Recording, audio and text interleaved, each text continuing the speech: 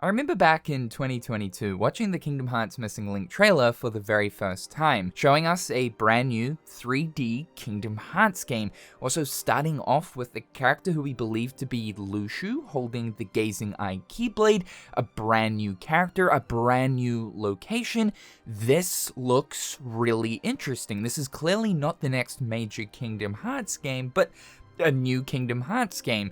But the moment that this trailer showed us the Missing Link text, and then it rotated vertically, then transitioning into vertical gameplay, we knew at that moment, oh god, this is a mobile phone game. So naturally, the interest on this dwindled a bit, though continuing to watch the gameplay and seeing how it actually resembles a normal Kingdom Hearts game certainly kept the intrigue alive, especially because previously we had come from a Kingdom Hearts mobile game that was this. Oh god, no, get it away, I hate this, get it away, I cannot stand the 2D, what, I hate this! I had to admit that for a mobile phone game, this is the most interested I have ever been, and actually, this looks kind of good, but the kicker about this whole entire game here is that it is a location-based GPS title. Ever since Pokemon Go released back in 2016, companies from time to time have been trying to dip their toes into the location-based games market,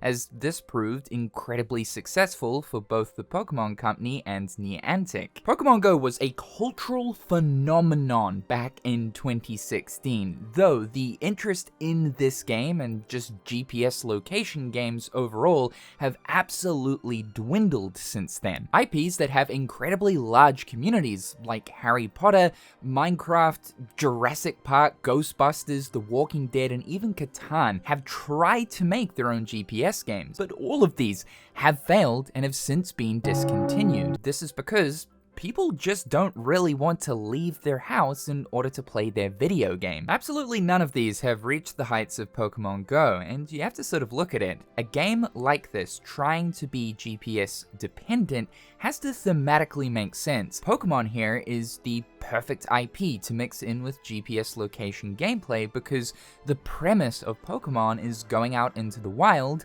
and hunting and catching Pokemon. This translates well into a real-life, real-world gimmick. So looking at something like Harry Potter or Jurassic Park, Ghostbusters, The Walking Dead, this doesn't exactly translate well into location gameplay. You'd think something like Minecraft kind of would, considering what that game is about, but it turns out that most people just want to sit in front of a screen and build a house. While there are still a handful of GPS game services that are currently alive right now, Dragon Quest Walk, Pokemon Go, and Pikmin Bloom are really the only three that have seen some level of decent success. There's a reason why a lot of game companies are not jumping onto this bandwagon anymore, because they've realized people don't care. So a question that I've asked myself since the reveal of Missing Link, and no doubt you have too, is why? Why did Square Enix decide to go in the GPS direction with Kingdom Hearts? Well, we can probably turn our focus to Dragon Quest for this one.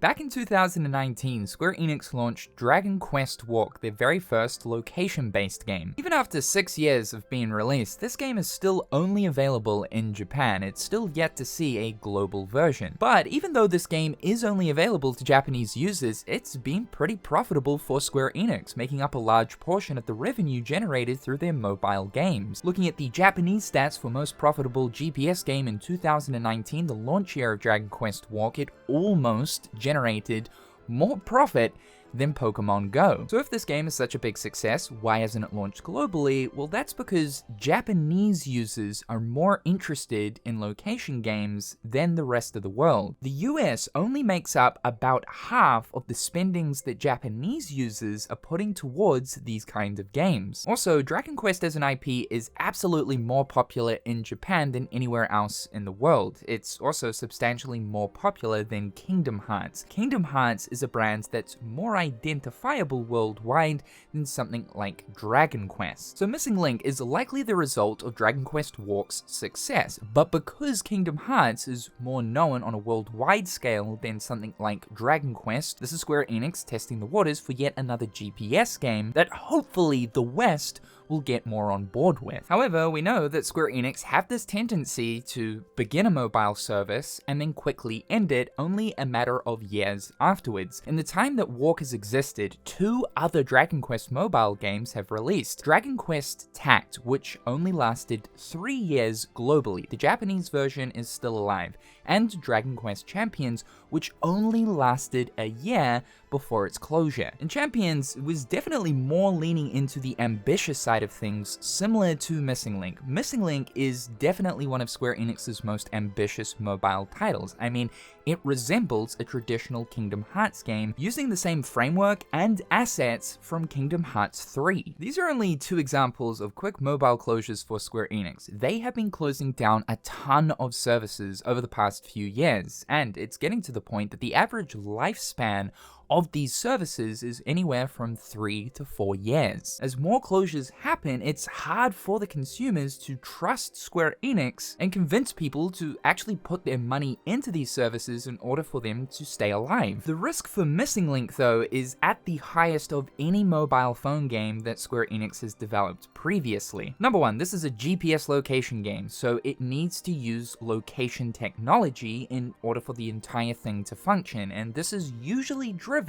by Mapbox. This is an API that is used by developers wanting to create games like this in order to correlate specific location within the real world to functions within the game. There is an ongoing service cost in order to use this. So every month, Square Enix will need to hand over money to this company in order to use this technology. Number 2, this is a 3D RPG running on Unreal Engine 4. This means that developing assets and additional consistent content for this is going to be a lot harder than something like Kingdom Hearts Union Cross, meaning that more money will need to be spent on development to keep players engaged. Number 3, story. There are full-blown cutscenes, as if I'm actually playing a console Kingdom Hearts game, which is really cool, and these are also voiced. Now, it's been explained by Tetsuya Nomura that not absolutely all of the cutscenes in Kingdom Hearts Missing Link's story are going to be voiced. Some of them will be traditional text box based cutscenes, which of course are a lot cheaper to develop. But because the game does include fully animated, fully voiced cutscenes, this increases development costs furthermore. They're now having to pay voice actors in order to voice these characters. This is probably why we still haven't seen any English voice acting in the game, and we don't even know if there even will be English voice acting at all. There's also a pressure on Square Enix to develop content for this game at a regular pace, something that wasn't present in Union Cross. Nomura has previously mentioned that the way they delivered content in Union Cross and how slow it was is absolutely unforgivable. All of these things make this game incredibly high risk if Square Enix aren't turning over enough profit in order to keep this service alive. I've been thinking about this a lot recently, given Square Enix's track record with mobile games, thinking about how long the service of Missing Link will last. Because that GPS gimmick, while thematically it actually does make sense, I love how Nomura has incorporated it into the lore of Kingdom Hearts, being that our world is the astral plane, this entirely different dimension outside of the reality of Kingdom Hearts that will likely have some connection into unreality, the location we find Sora in Kingdom Hearts 4. I think Nomura and the team have actually done a good job of explaining the gimmick from a story standpoint. It's actually one of Nomura's strong suits when it comes to creating interesting game gimmicks that make sense within the universe of Kingdom Hearts. But this gimmick is going to be a massive detractor for the game, especially for people that don't have a lot of interest in Kingdom Hearts. Recently, I asked you guys over on Twitter and YouTube, are you excited for Missing Link? The answers are yes, no, or I'll just watch the cutscenes on YouTube. This is basically what most people did with Union Cross, as no one wanted to play it. The results are basically the same across YouTube and Twitter. Half the people here are saying yes, whereas the other half are divided from no or I'll just watch the cutscenes. Now, keep in mind, these polls are incredibly biased, and this is just a rough estimate over a few thousand people. It's biased because my community is made up of primarily Kingdom Hearts fans. This means that most people that are engaging with this poll have a decently high interest in Kingdom Hearts, and a lot of us are going to play Kingdom Hearts no matter what format it's presented in. The comments, though, are interesting. they're very mixed from, yeah, I'm excited, it's more Kingdom Hearts content, to, yeah, like the story is definitely to look forward to, as Kingdom Hearts is obviously very story heavy, but excitement's kind of low for the game because it's a mobile phone game, but also it's GPS. I don't want to have to move my legs in order to play. And from the information that we have from the beta testers who played the game last year, yes, as far as that build of the game is concerned, the GPS mechanic is one of the core systems of the game. If you're wanting the most out of this game, then yes, you are required to leave your house and climb a tree. Now, Missing Link does have a resource, AP, which is used to be able to explore the astral plane without actually having to physically explore the real world. But the way you get AP is by literally physically going out and exploring. So a reward for doing all of the walking, running, climbing up the trees is a resource that allows you to partake in that normal content without physically having to do it. Now, all of the information we have on the game is based on beta versions, and we know that Square Enix has collected a lot of feedback from specifically the GPS side of things. Clearly, they are making a ton of changes behind the scenes because the game was originally meant to release last year, and there have been numerous internal delays. Next month, it'll mark 3 years total since the game was first revealed. That's a long time for a mobile game. There's a lot of speculation as to why this game is taking so long, ranging from complete scrapping of the entire project and turning it into a single-player experience, if only, to the axing of the GPS gimmick to make it just a 3D RPG gacha game. Now, personally, I believe it's more in the realm of preparation of consistent content, along with possible reworks of the GPS system to make the game less dependent on players having to leave their house. It would also be great if players could partake in the story of the game without needing to make any progression via using the GPS system, but then that's sort of a double-edged sword. While it will maintain people's interest in logging in to just experience the story, it also means that Square Enix won't be generating any money in order to keep the service going. It would also be nice if Square Enix were preparing a PC version of the game to launch day one alongside the mobile version to partake in any of the local content via your PC. This would definitely help generate slightly more interest in the game. But while I'm excited for this game because it's simply just more Kingdom Hearts and looks 1080 times more interesting than Union Cross from a gameplay perspective, the combat system looks kind of cool, and admittedly, some of the GPS stuff is sort of neat, like the whole miasma, which is this darkness cloud that's enveloped our entire world, and as we defeat the enemies in our neighborhood and eventually reach the area boss, we clear that portion of miasma, effectively meaning that we're all working together as one to rid the darkness of our own actual real world.